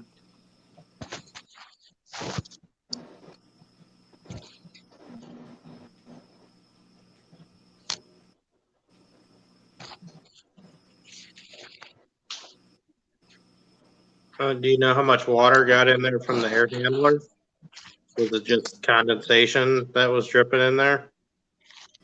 I mean, it was coming out at a pretty good pace. There was probably 2 or 3 gallons on the floor, but I don't really know how much made it into the tank. I just stepped up water changes and added carbon. But the tank has definitely been a little unhappy. I also got drywall dust in there under the construction process through some mistakes I made with covering the tank, and the sheet fell off in the middle of me cutting the ceiling open. Wow. You running carbon? Yeah, I changed the carbon out. Yeah, I might wanna. Have you done any ICP tests or anything, or sending one off? No, I have no idea what the components are of drywall. Yeah, that might not be quite as bad. You get a lot of gypsum in drywall, but if it's condensate, that was off of some kind of air conditioning, you could have copper and tin. Yeah. that's a good point. I mean, Yeah. maybe if you got any metal absorbing medias, it might not be a bad idea to throw something in there like a poly pad or something just to see if it changes color on you still. I think I do have one of those laying around. Try it out. So is that like a 120, that tank? It's a 40-gallon breeder. That's why I remember this, because every time we look at this tank, it looks way bigger than 40 gallons. It's got to be the way you have it set up in the aquascape. It's gorgeous. Thank you. Yeah, that peninsula looks always the. I got to do that the next time I set up tanks because it just makes them look so much nicer when you can walk around the three sides. Tristan is just saying that I'm assuming drywall dust is fine. He can't even tell us how much he got in the system. I'm assuming when they were building the room. Oh, that's reassuring. Maybe Yeah. the response I got from the corals was due to the water, then from the metals in the coil. Possibly. Yeah. Change? Huh? Have you done a water change? Yeah, I've done 3. Oh, okay. Yeah, I mean, just as a precaution. Yeah.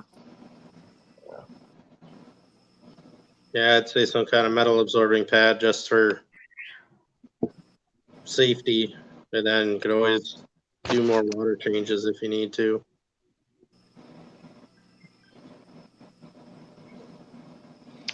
I'm going to grab a coffee and I'm back in 5 minutes. Okay, thanks, Kevin. I'll just take you out of the stream. And then when you come back and I see you, I'll put you back in. All right? Awesome. All right.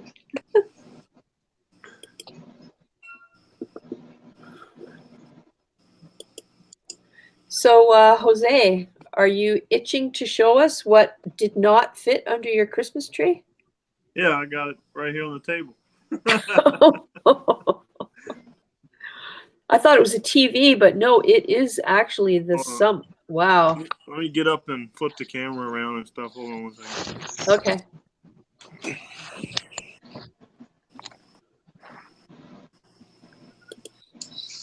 There's some discussion going on in the chat about REEFbot. Jessica was asking about it. And who was it? Drama D said that he helped a friend with one and it's a little strange. Tristan said it's great if you have patience and a tinkerer's mind and ability.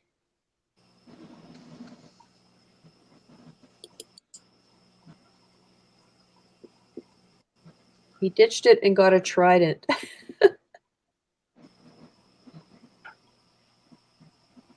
All right.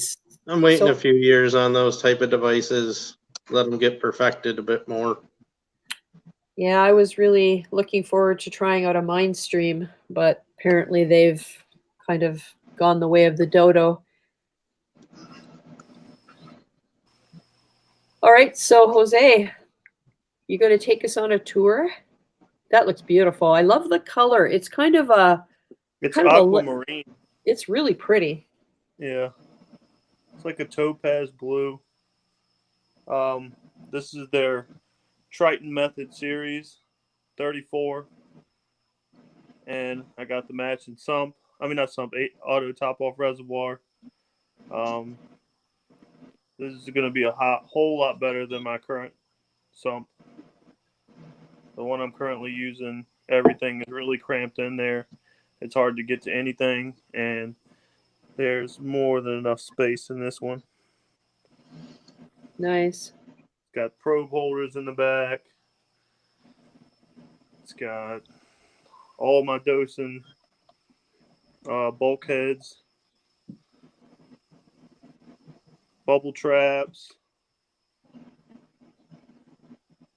Another thing I like about the overflow to the socks isn't all closed off, which a lot of the new ones are closed off, and that's super hard for cleaning to get in there and getting all the nooks and crannies. But this is wide open. The refugium section is completely open. It's going to be easy to keep clean. It's very simple, and that's what I like about it.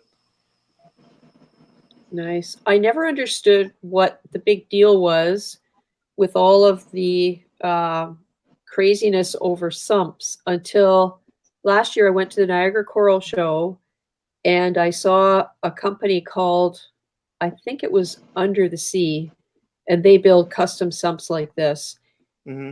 And there was one there that was just unbelievable. And as soon as I saw it, I went, okay, now I get it. Because just like you described, there are little places for everything. It's designed for very specific sort of water flow and functions for all the spaces. And like you're talking about, you can reach stuff. Yeah. Well, mine, the currently that I have is just, it's terrible the way it's set up. Also, the return section is in the back. You can't see the water in your return section. That's another big gripe about the one I currently have, is not being able to see that. But now I'll be able to see everything. And it's wide open, easy to clean. I mean, I can even get down in here pretty easily and clean down in there. And I'm just hoping to keep it as clean as our buddy Billy Pipes, because I've never seen anybody with a clean sump like his. That's the goal. Clean sump.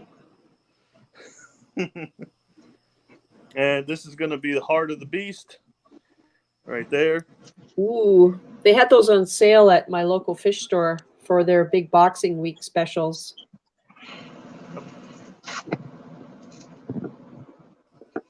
Can't wait to try this out. I've been itching to get it running. I did a unboxing video on that. But I can't wait to get it running and see how it does, how the app runs and functions.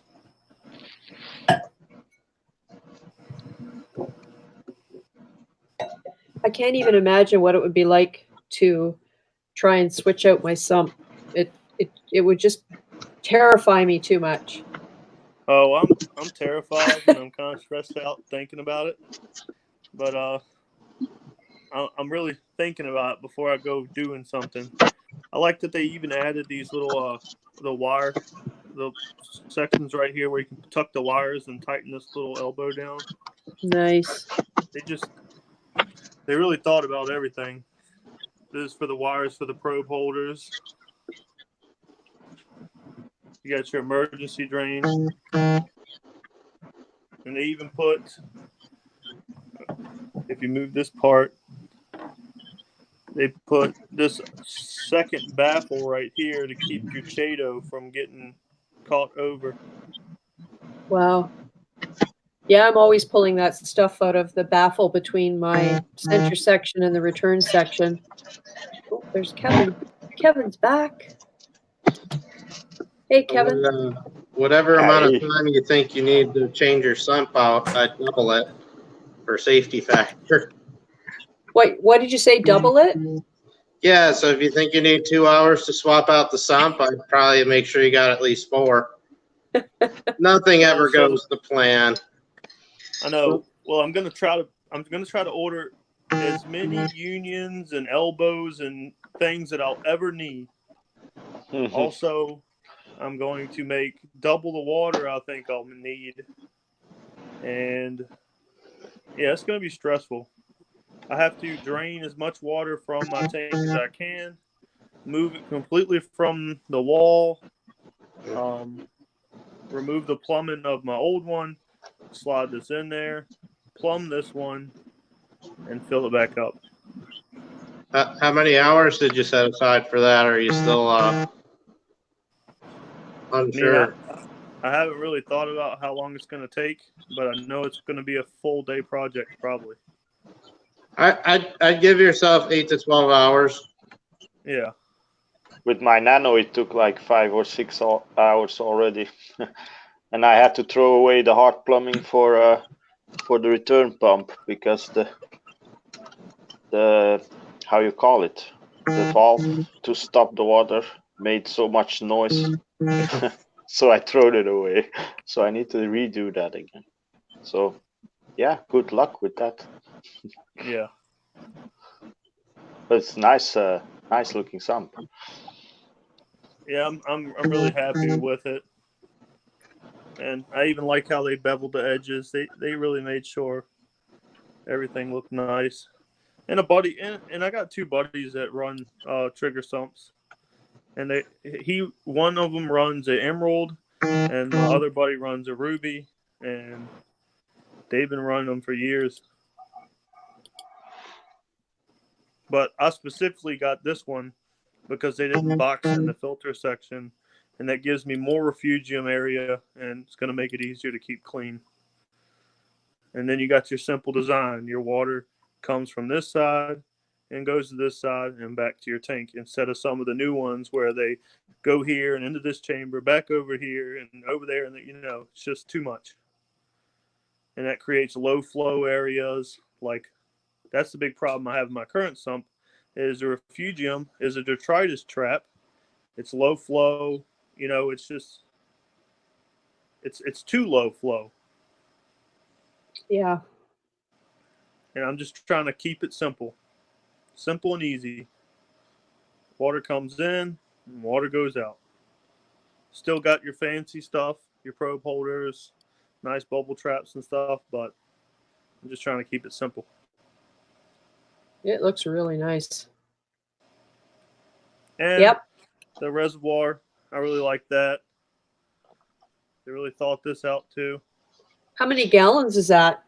It's just 5 gallons. That's what I'm currently running, and that lasts me a week. So, right.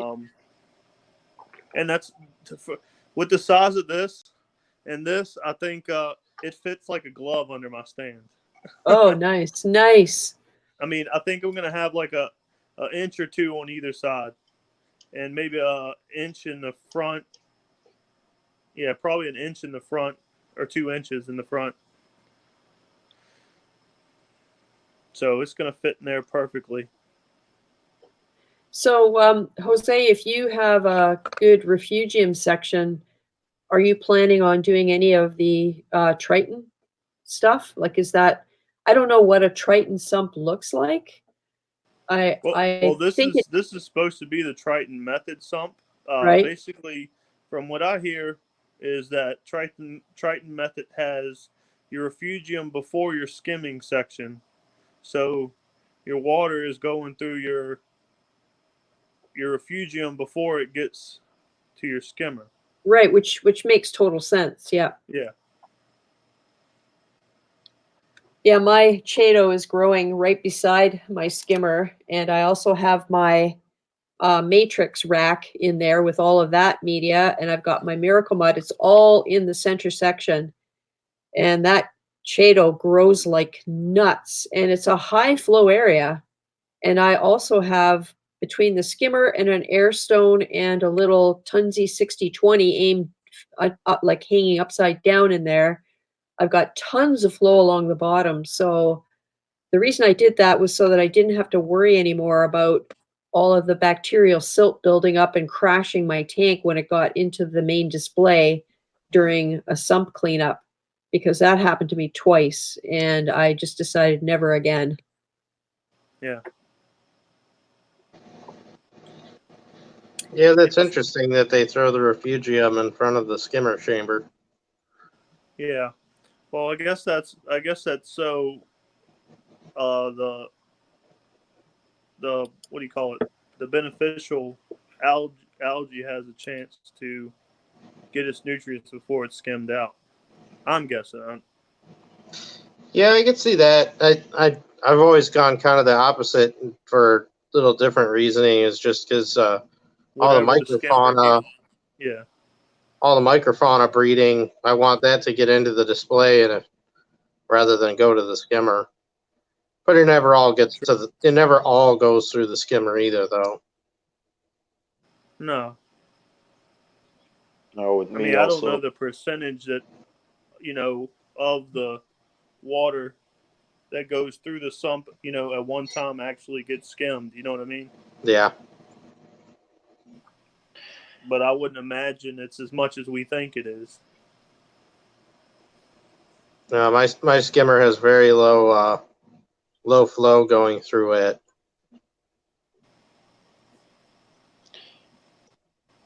My reactors and skimmer are always full of life. Copepods, small snails, a lot of small snails always. Yeah. Yeah, I got limpet snails that love that protein skimmer. Yeah, they have much space there for at your skimmer. Let me see if I can. I'll try to pop the pump in there so you can see how much room. So Jose, what skimmer do you have now? Are you going to change that, or do you finally have somewhere you can put it? It'll fit. I want to upgrade that. Oh, the one I have will definitely fit.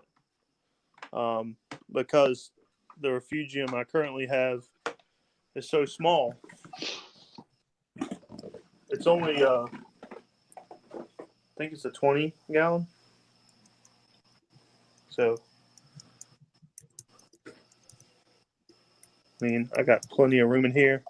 I can put more pumps to run UV sterilizer or something. Plenty of room in here. I mean, this is a pretty good size pump too. That is big. That's a Seachy? Yeah, the Seachy DC Synchro. And the SDC Synchro. And it's a 530 gallons per hour to 1450 gallons per hour. So, that is nice that you've got space around it too, because everything in my sump is exactly fit into the space that's available. I have very little wiggle room. Yeah, and that's what I hate about mine too, because that's the way mine is. And it creates a problem because, like, in mine currently, say to service my return pump, I have to remove this and these hoses and all this just to get to that.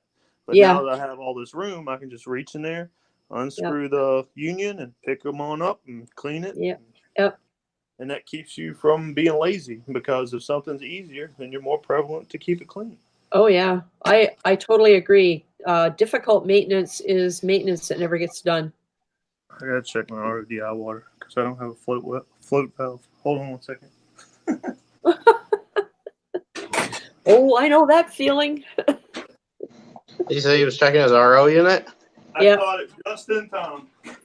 We got it just in time. Did that in my old house a few times. I didn't have anything to turn the RODI off, and I think I had a couple 20, 30 gallon spills on the basement floor. Oh, boy. Yeah, I do it every week, spilling water. It's good it's outside, but my wife, she always yelling, "The water is coming out the tank. What you doing again?"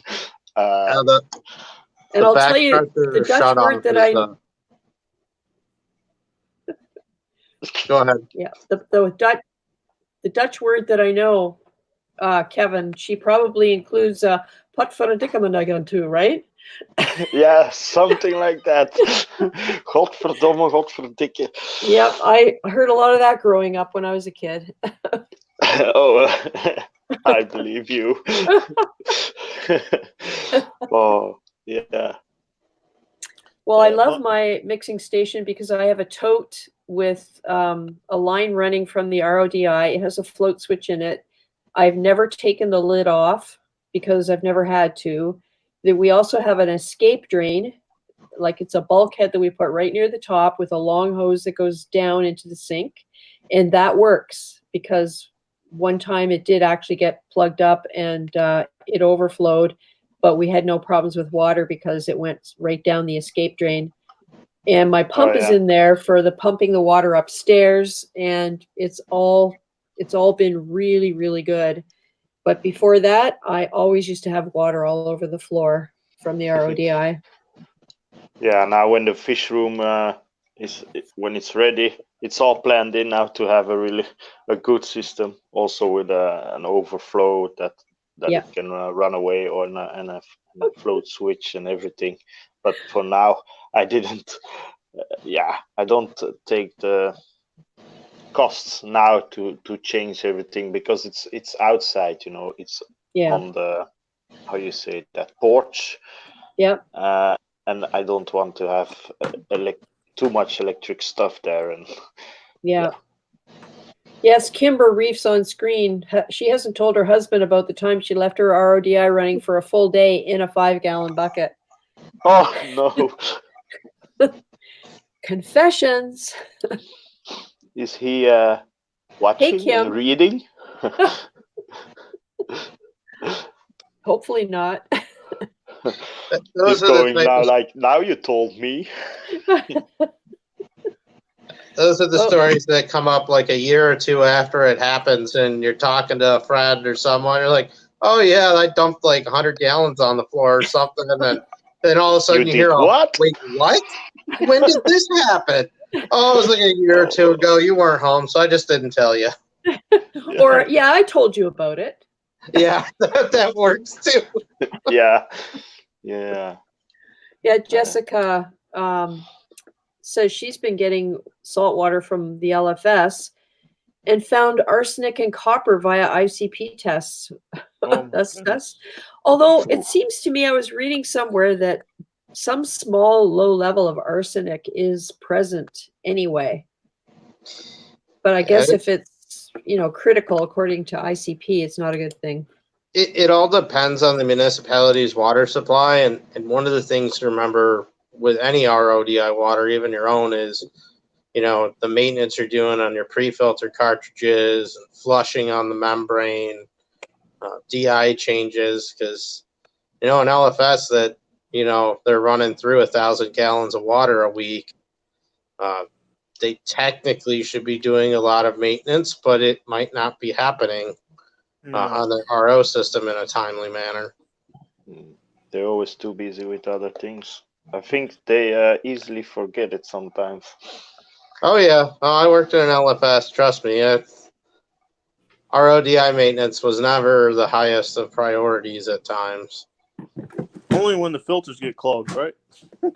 Yeah, or like I will say the one thing I learned from them, which unfortunately I didn't get until this last system, was buying the pressure valve for the float switch so that it'll valve itself off with the back pressure. Yeah. Well, that is really nice, Jose. So are you going to be making some videos to get us all up to date with it? Yes, I plan on doing that.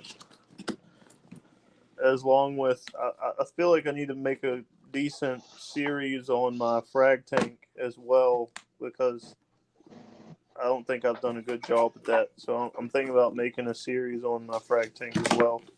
That's a good idea, because when, and I can't think of who was talking about it earlier, maybe it was you, Kevin, just mentioning the fact that you don't have space for a frag tank. And part of me always thought having a frag tank was because you had intentions of propagating coral and selling it.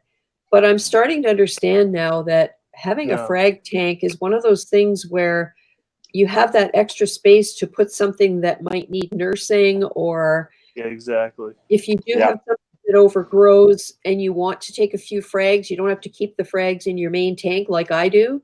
I can't keep them in my sump because the light is all wrong. And I'm starting to think now that when I end up with the new tank in a couple of years, I'm going to keep Mollywood as a frag tank because it's 40 gallons. It's, you know, it's kind of deep, but it's got a lot of, it's got a nice footprint. Yeah. And I never really thought of it that way before, as it being an accessory to the hobby, right? Yeah. I Yeah, love for having me, one. it Well, I would really not. feel I Sorry. really feel that since I set my frag tank up, like you said, a lot of the frags that I was holding on, a lot of corals that I need nursing back to health, that's where I see them. And then another great thing about it too is new fish that I want to get. I've been quarantining them in the frag tank just to make sure Right. that they stay healthy and everything. Yep. Because, you know, I don't have enough money to set a dedicated fish quarantine system up. But at least with the frag tank, I kind of am quarantining my fish. I'm not treating them, but at least I have as much time as I want to observe them before I put them into my main display. Yeah. Yeah. So, and it's just my frag tank's only a 25-gallon lagoon from Innovative Marine, so it's not nothing big, but it works. Yeah. Well, It doesn't because have to be you big.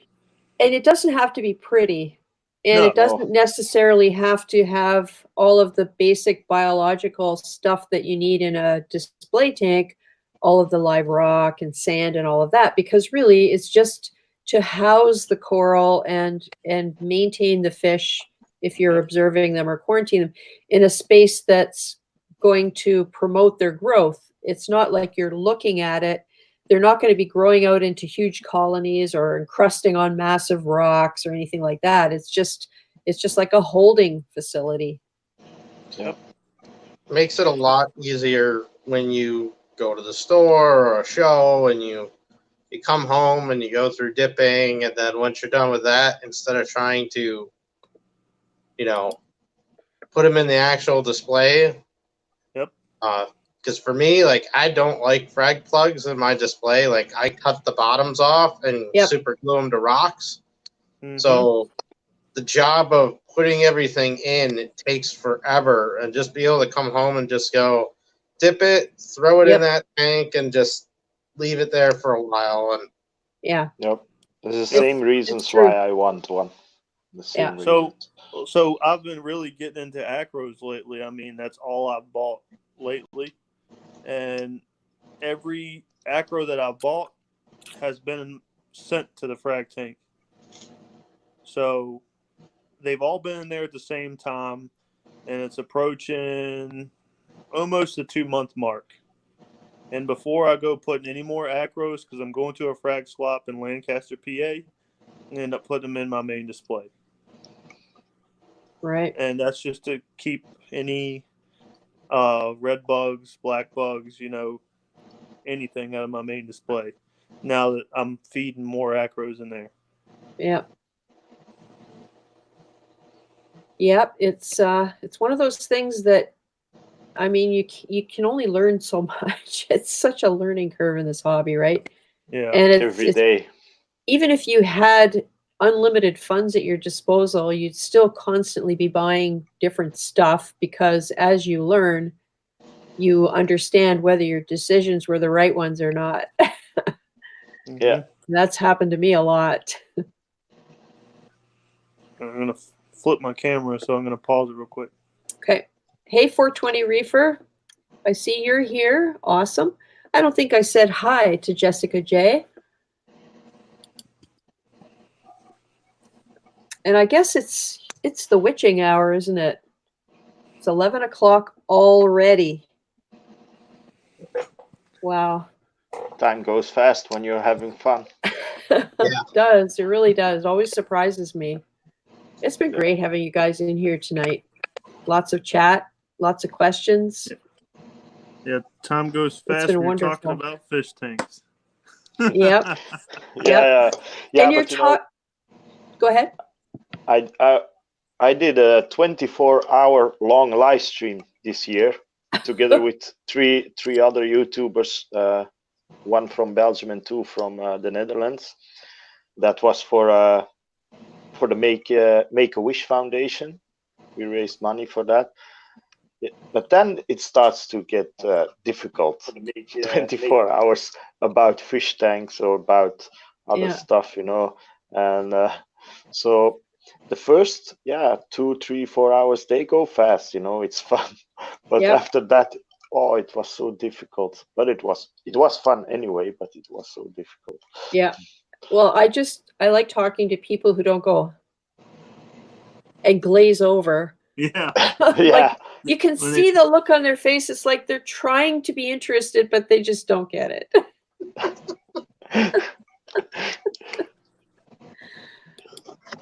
All right. Well, I guess I should call time. And once again, say huge thank you to everybody for stopping by and coming in and chatting and showing us what you got. Thank you for having us. Thanks for having us.